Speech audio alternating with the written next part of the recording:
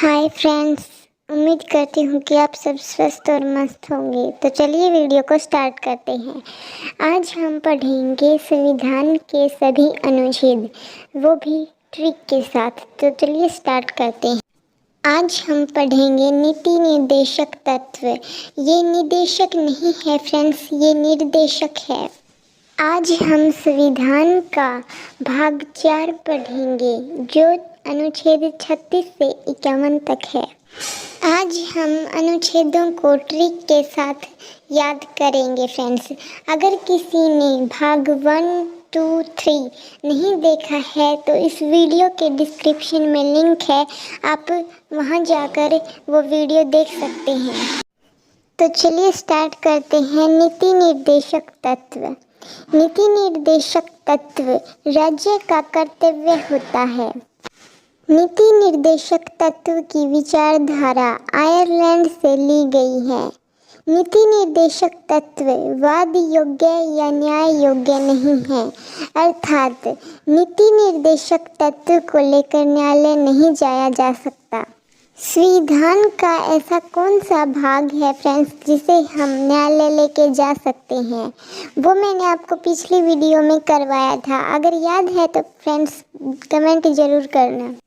लोक कल्याणकारी राज्य की विचारधारा नीति निर्देशक तत्व में पाई जाती है। ये निर्देशक नहीं है फ्रेंड्स। अगर आप नोटबुक में नोट कर रहे हैं तो इसे निर्देशक लिखना। ये निदेशक नहीं है, ये है निर्देशक। के.टी. शाह के अनुसार यह एक चेक है जो बैंक की सुविधा के आधार पर भुगतान किया जाएगा। अंबेडकर ने नीति निर्देशक तत्व को संविधान की अनोखी विशेषता कहा है।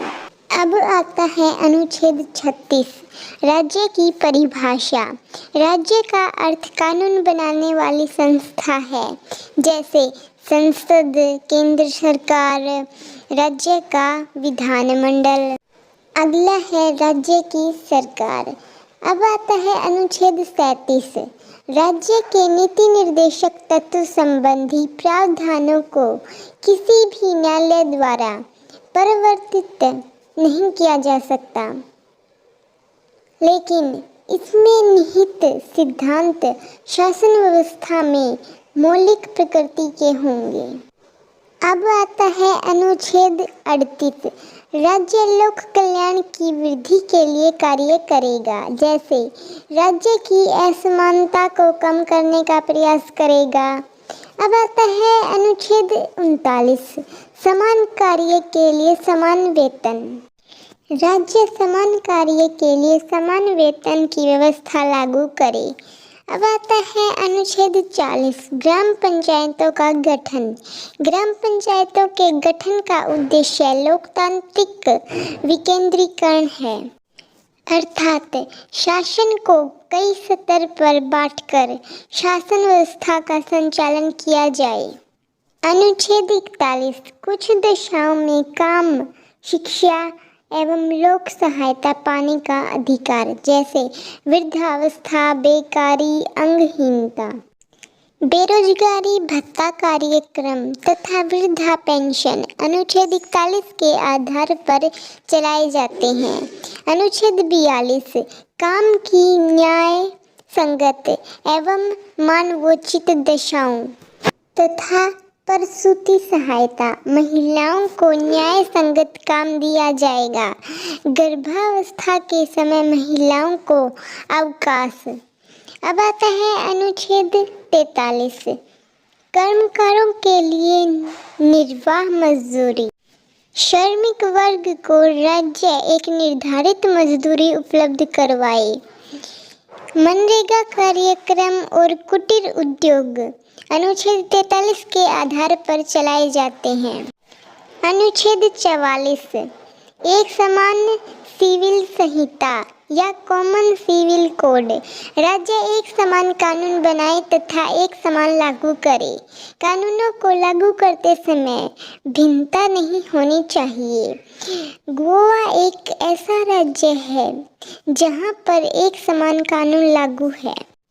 अब आता है अनुच्छेद 45, 6 वर्ष से कम आयु के बच्चों बाल्यावस्था तथा शिक्षा की देखरेख राज्य करे। आंगनवाड़ी कार्यक्रम अनुच्छेद 45 के आधार पर चलाए जाते हैं। अनुच्छेद 46 राज्य अनुसूचित जातियों, जनजातियों तथा दुर्लभ वर्गों के अर्थ तथा शिक्षा संबंधी हितों को बढ़ावा देगा। राज्य अनुसूचित जातियों, जनजातियों एवं दुर्लभ वर्गों के लिए निःशुल्क कोचिंग संस्थान, छात्रवृत्ति तथा प्रतियोगी परीक्षाओं के शुल्क में कमी जैसे कार्यक्रम चला रही है। अनुच्छेद 47 पोषाहार स्तर, जीवन स्तर तथा लोक स्वास्थ्य में सुधार का प्रयास राज्य करेगा। अल्कोहलिक पदार्थों का प्रयोग औषधि के रूप में किया जा सकता है, लेकिन जब हम औषधि को छोड़कर अन्य कार्यों के लिए प्रयोग करते हैं और ऐसा करने से जीवन स्तर, पोषाहार स्तर और स्वास्थ्य प्रभावित हो जाता है, तो राज्य प्रतिबंध लगा सकता है।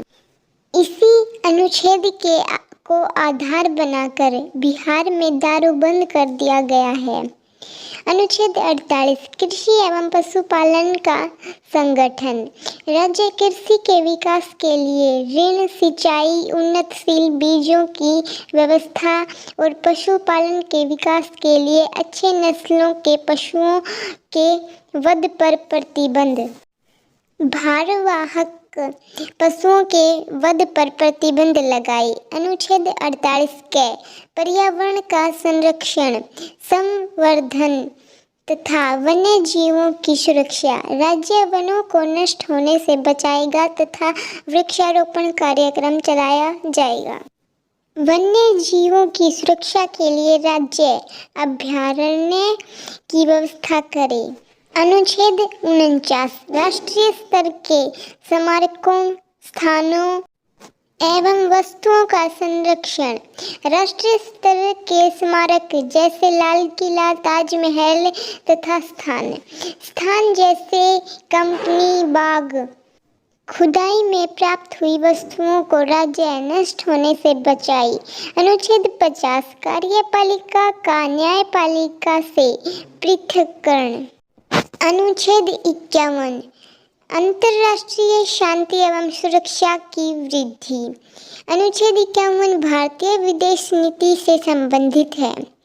भारतीय विदेश नीति गुट निरपेक्ष पर आधारित है, अर्थात एक दूसरे के आंतरिक मामले में भारत कोई भी हस्तक्षेप नहीं।